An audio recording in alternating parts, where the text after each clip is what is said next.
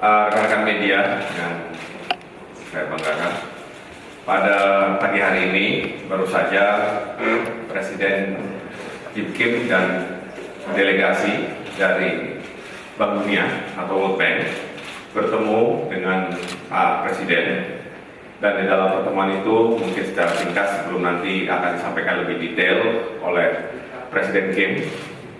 Pada intinya World Bank adalah mitra dari pemerintah Indonesia, dan untuk kemitraan ini ke depan Presiden sudah memberikan arahan, kita akan fokus pada 3 bidang.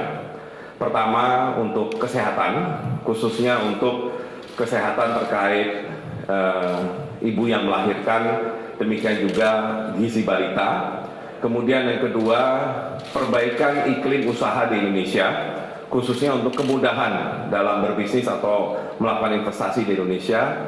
Dan ketiga adalah pada pengembangan turisme atau pariwisata, karena World Bank kebetulan sejalan dengan Bapak Presiden dalam konteks bagaimana mendatangkan wisatawan dalam jumlah yang lebih besar ke Indonesia, dan ujungnya akan bisa menolong tentunya perekonomian kita secara makro. Itu gambaran singkat dari pertemuan tadi. I would like to give the floor now to President Kim from the World Bank to explain to the all media about his meeting with our President. President Kim, please. Selamat pagi. Thank you very much. It's a great honor and pleasure for me to be here in Indonesia for the very first time. And I, of course, have heard so much about Indonesia from my very good friend and managing director of the World Bank Group, Sri Mulyani Indrawati. I want to thank President Widodo and the Honorable Minister for their extremely warm welcome for me. And I also want to congratulate everyone here for the richness and diversity of the culture, your expanding maritime economy, the dynamism of the democracy here, and the natural beauty of the thousands of islands. And my discussions today with the President, we talked about the many accomplishments of Indonesia, including the substantial reduction of poverty. As many of you may know, the World Bank Group has 2 main goals. The first is to end extreme poverty in the world by 2030, and it is also to boost shared prosperity, which is trying to boost the incomes of the bottom 40% in developing countries. In the last 15 years, Indonesia has cut in half the poverty rate from 24% in 2000 to 11.3% last year. This great country has weathered economic and political crises with grace, dignity, and perseverance. We at the World Bank Group are committed to building on the strong and successful partnership we've had with Indonesia for more than 6 decades.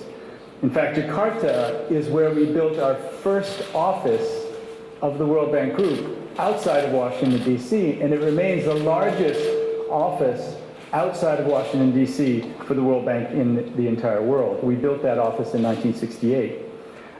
In my meeting with President Widodo, we discussed the ways to further strengthen our partnership as the minister suggested, and we found that we can support the vision and mission of President Widodo and this administration in ways that are very inspiring and challenging for us.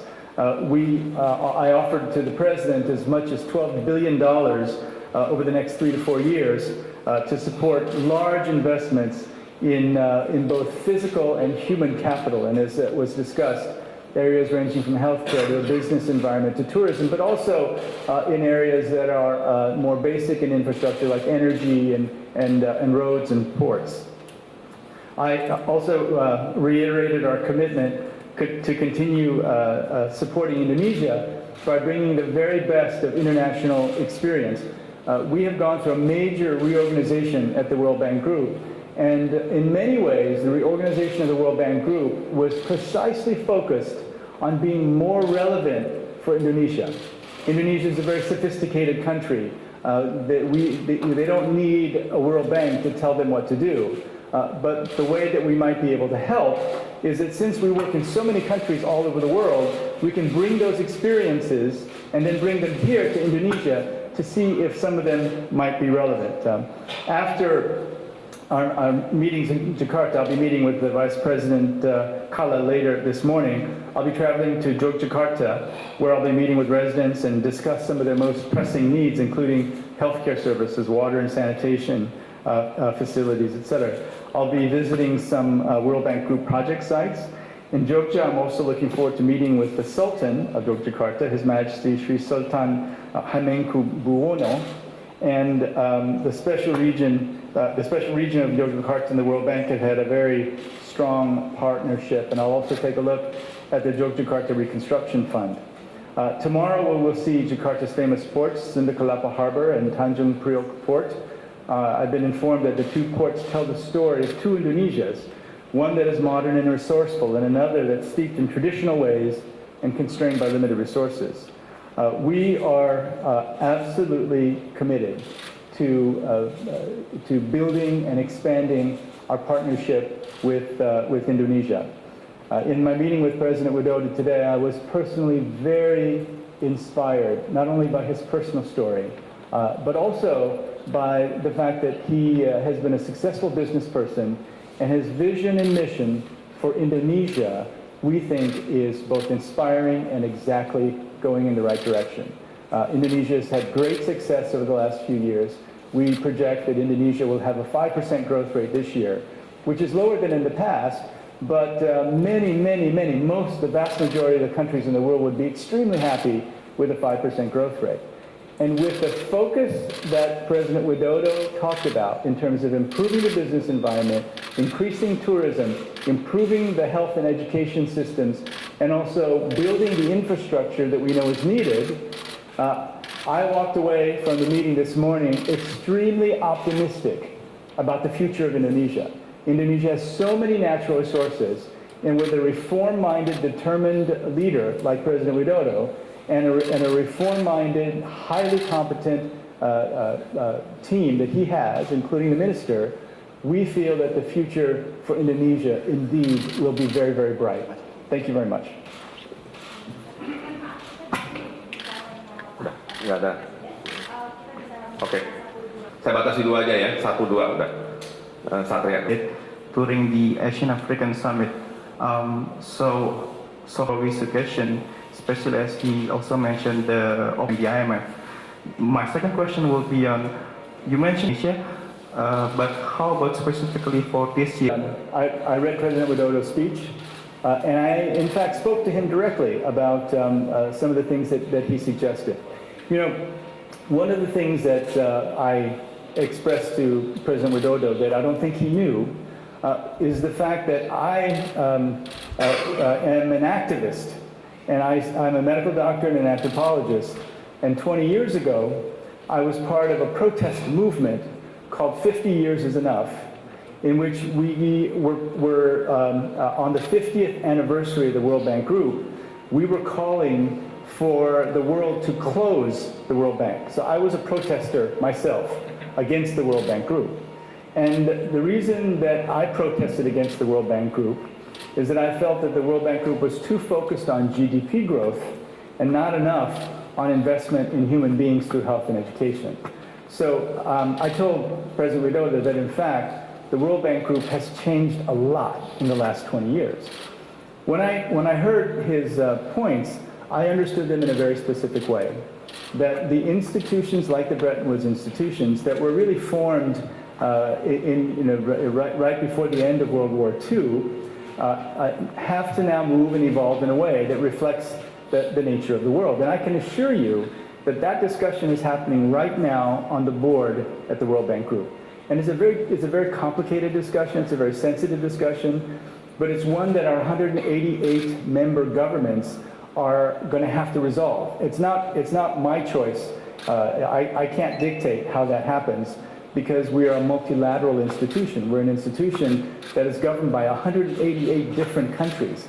Now, multilateralism is very difficult, very complicated, but also very powerful. So my conversation with President Widodo was to simply say, we heard you. We know that the world is changing. We know that organizations have to evolve.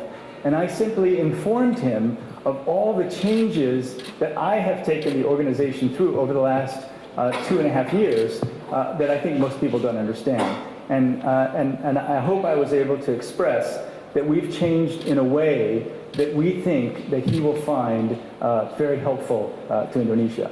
As for the specific amounts, maybe I'll ask Rodrigo to talk about the specific amounts for this year. Yeah. Thank you, $1 billion. IFC has invested another $1 billion, and we are discussing right now with Bapenas and the Ministry of Finance the Blue Book and the lending for next year. We expect to have, thanks to the good collaboration with Pak Bambang, the Minister of Finance, we expect to have an increase, substantial increase in our lending envelope, consistent with what Dr. Kim has announced for the next 3 years. Thank you, Dr. Kim. The currency war. Yes. So, first of all, I think that in also speaking with the Honorable Minister and also with President Widodo, we're very impressed that this administration understands very clearly what the most important tasks are. We know that there's an infrastructure deficit and there's aggressive action to close the infrastructure deficit.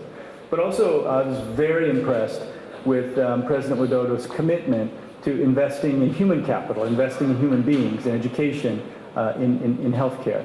So at the World Bank Group, we think that there are 3 critically important aspects of growing an economy in a way that's inclusive. And that's, you have to have growth, and growth is very closely connected to having appropriate infrastructure, whether it's ports, energy, etc. The other part, though, that I think is underappreciated in most parts of the world is that investments in health and education are not expenditures. There literally are investments in short, medium, and long-term growth. And we know that, and we see that more and more clearly every year, that you've got to invest in your people in order to grow. And also, the third element is that you need social protection programs so that people are not falling into poverty with a little bit of bad luck. My sense is that the plan here is a good one.